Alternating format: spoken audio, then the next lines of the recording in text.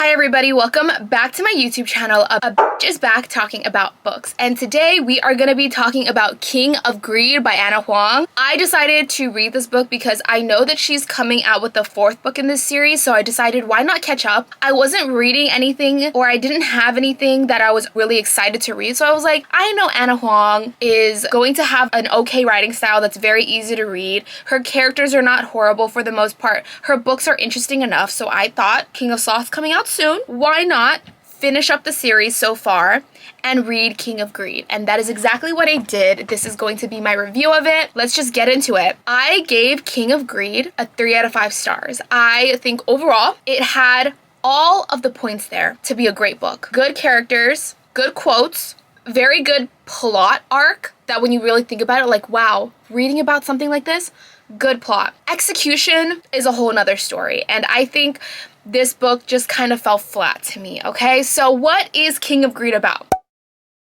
It follows a couple, Alessandra and Dominic. They have been married for over 10 years, and the book starts off on their 10-year anniversary. Alessandra says, Dominic, this is a very important day. This is our 10-year anniversary. I need you to be there for me. Dominic, he is a workaholic. He came from nothing, and now he's a billionaire, and all he does is work, work, work. He puts work before anything else, before his marriage, before Alessandra. And in the very beginning of the book, on their 10-year anniversary, Dominic decides to stay at work and put work before Alessandra again. Alessandra stays at home waiting for him so they can go celebrate their 10-year anniversary together. He's supposed to meet at the house at 6 p.m., gets there by 8, and she's gone. She left because she said, this was my last straw. I can't do it anymore. I am unhappy in this marriage. I never feel like you put me first.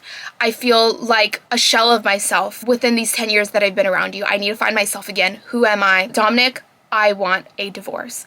And that is how this book starts off. It is like a marriage in crisis. It is a second chance romance. It is about a couple who had their happily ever after, but lost their way. And I think as a premise, this beats down. The first 30 pages of this book gutted me to my soul. I did not even know a single thing about these characters. I had no idea who Dominic was as a person.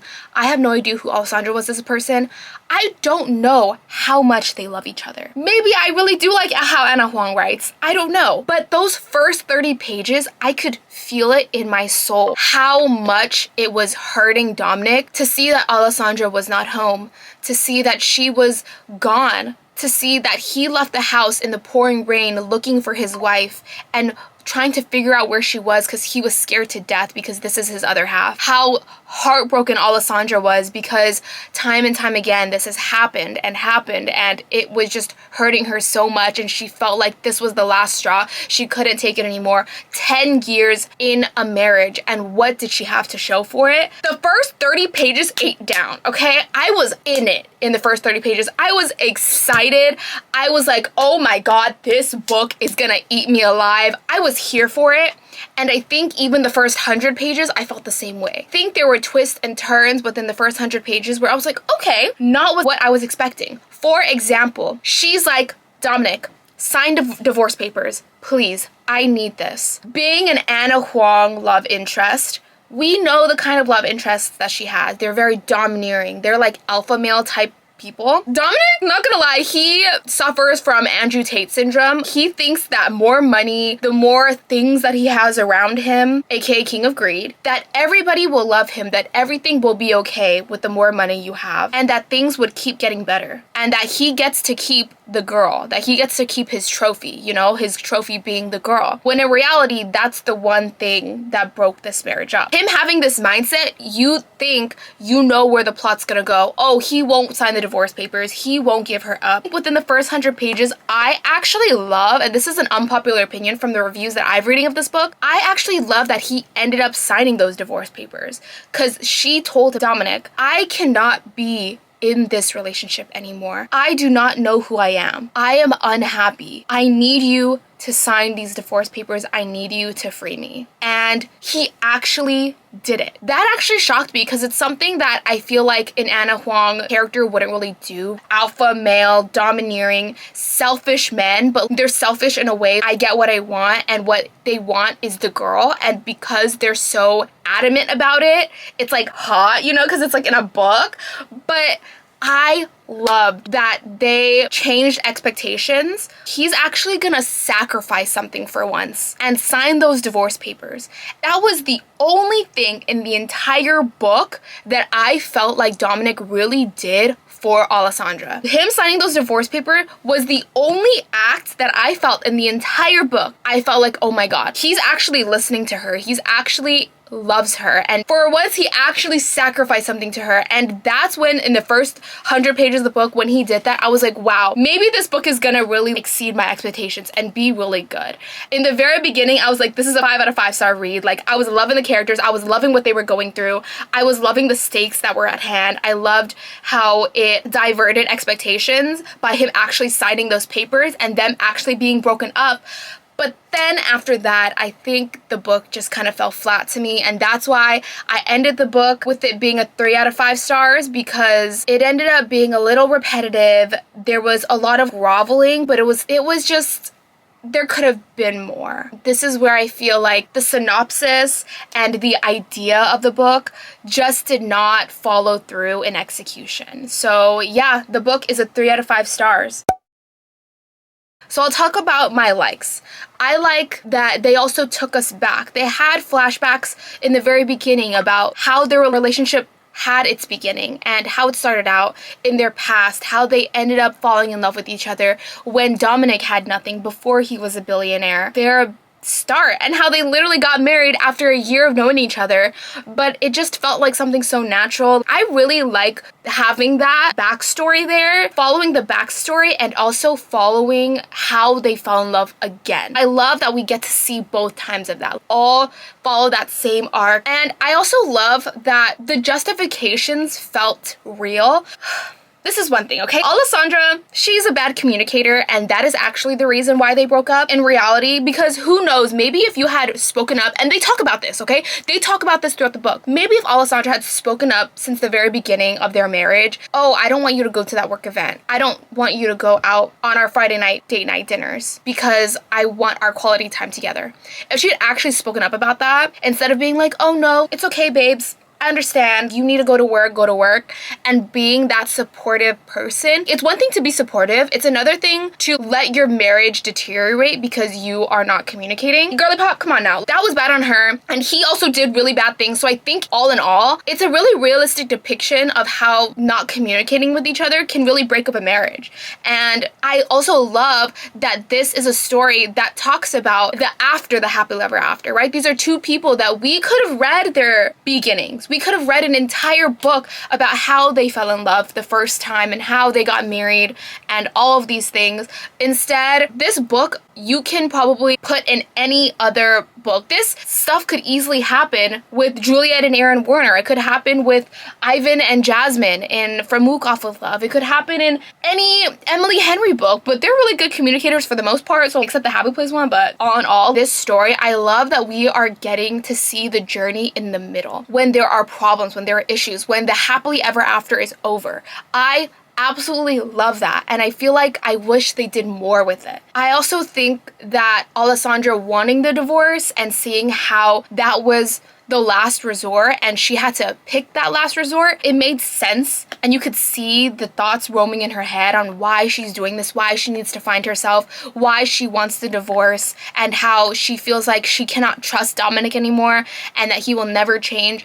I could see it through his actions, I could see it through her actions, and I really like that. It wasn't just tell, it actually did show us. He's not there for her. He doesn't listen to her. He doesn't see her as a person, and I love that you see her little journey trying to find herself. They could have done more with it, but like, that is something that I did like about the book. I think those are the things that I liked. Now I'm gonna go to things that I wish. I think that this book could have been a 10 out of 5 stars. This is a story that I would eat up any single time. I just think it fell flat, and I wish that it didn't. Like, I wish with my entire soul that it did not fall flat. I think the story had so much potential, and these are my dislikes. After he signs the divorce papers, the book slows down. It gets really repetitive in the middle. First, it's a back and forth between signing the divorce papers. Dominic, sign it. No, I don't want to. Dominic, sign it. No, I don't want to. And then back and forth with Alessandra, go on a date with me, please, just once. No, I don't want to. Then they kiss and they're like, this isn't happening again. And then they kiss again. And then they're like, this isn't happening again. And then she's on a date and then he interferes. And then she's on another date and then he interferes. And then they have sex. And then she's like, this is nothing. And then they have sex again. And then this is nothing. Like, it's a lot of back and forth between that. Stay away from me, Anna. I don't want you. Get away. Come here, come here. Go away. It was really repetitive. I wish they just changed the arc of the story after those first 100 pages, after he signs those divorce papers. I know I am a Pride and Prejudice girly, but I really did wish it went the Pride and Prejudice route, because what this book did, after they break up, after they have the divorce, he still follows her to Brazil. He tries to spend time with her. He puts work aside, surprisingly, to spend time with her. But also in her eyes, it's like he's doing these things because he is a person who knows what he wants and will do anything to get it. Hell, how do you think he became a billionaire, right? He is that type of person, and what he wants is Alessandra. And Alessandra says this in the book. Alessandra knows, wow, he is doing this grand gesture. He is going to Brazil and spending this time with me, getting time off work. I'm so surprised. I'm so shocked, because when we were married, he would never do something like this. But I also know it's because I know what he wants. He wants me, and he will do anything to get me back. What happens once he already has me, once we are together again? What's to say he wouldn't go on ignoring me again, missing dates again, putting his work first before me? And she was so valid for that, and I think that was my one flaw with this entire book, is because he was doing these grand gestures because they were broken up. What is to say he wouldn't do it again in 10 years? What is to say he wouldn't lose the plot, fall back into old ways, and not realize how grateful he should be to have her in his life and hold on to that feeling? Because if it already happened once, it is bound to happen again, especially if Alessandra stays a person who wouldn't speak up. Not me being a couple therapist right now, but like, it's true. This is exactly what I felt like was a flaw of the book. And to me, I wish that they went the Pride and Prejudice route. What do I mean by the Pride and Prejudice route? I've only read the book and seen the 2005 version, which is mwah, chef's kiss. Love Pride and Prejudice 2005, my favorite movies of all time. But what I mean is that in Pride and Prejudice, it could have been that arc where, middle of that movie, he sees his pride is getting in the way of getting the girl. And behind closed doors, the Pride and Prejudice arc could have been that he realizes what he's done. He's realized how he has hurt his marriage by working so much. The divorce happens, he signed those divorce papers, and he sees how unhappy she is. How unhappy, technically, he made her. And he loves her so much. Dominic loves Alessandra so much. And behind closed doors, without Alessandra knowing, he does all these little things for her to make her happy. No grand gestures.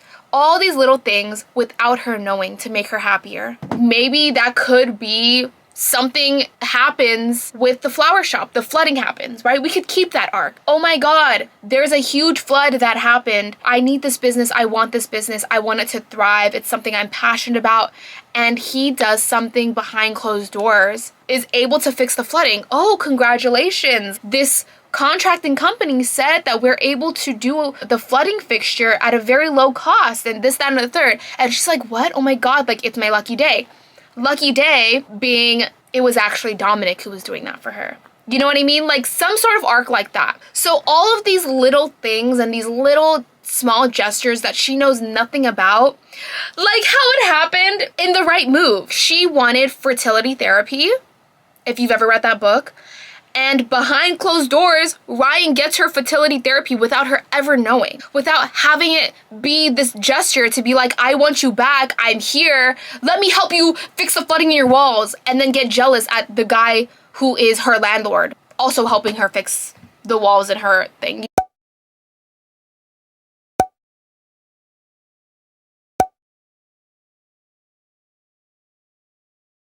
So all these these little things I wish could have been the arc at the second part of the book, and her trying to find herself and seeing a little POV from Dominic's side, and then her finally figuring out, oh my god, Dominic was the one who did all these things for me. He really does love me. She finds this out and realizes all the things that he sacrificed just to make her happy. Realizes that he was giving up his work because he didn't realize that everything that he was doing was making her unhappy, including his work. And even if she never takes him back, all he wants is for her to be happy, and didn't even need to prove it to her to actually have her physically back. All he wanted in his life was just for her to be happy. And for that, he ends up getting her back.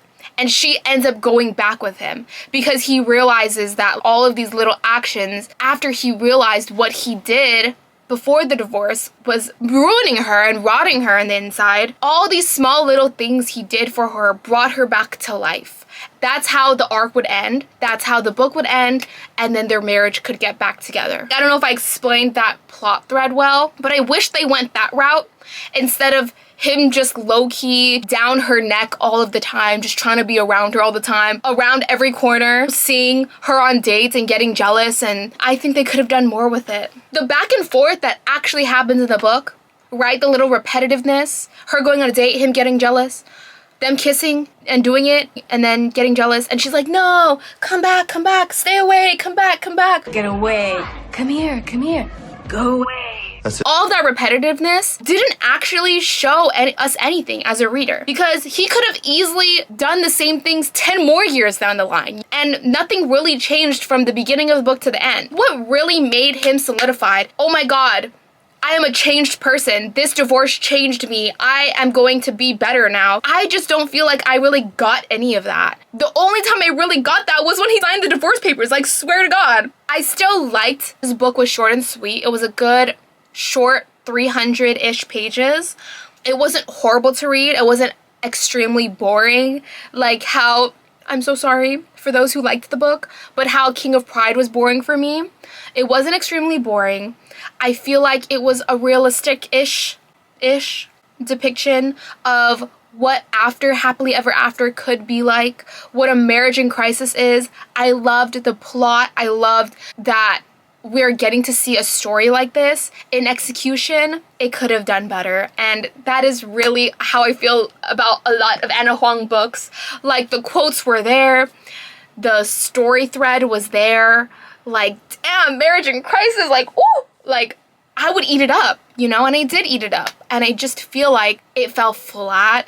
So, yeah. Thank you so much for watching. Please let me know your thoughts down below. I gave it 3 out of 5 stars. Loved it, hated it. I did both. I liked it and I hated it. You know what I mean? Let me know your thoughts on the book. If you think that if they took the Pride and Prejudice arc instead and he did all of these actions behind closed doors, if the book would have been any better, or if I'm just talking out of my ass, you know, like, I'm not an author myself. So yeah, just let me know all of your thoughts. Thank you so much for watching, and I do have my vlog channel linked down below if you want to watch them. I will link the Would This Book Couple Stay Together after the book is over. Would This Book Couple Stay Together? I have those videos linked down below too, and go watch them if you want to watch them. So thanks so much, and I'll see you in the next one.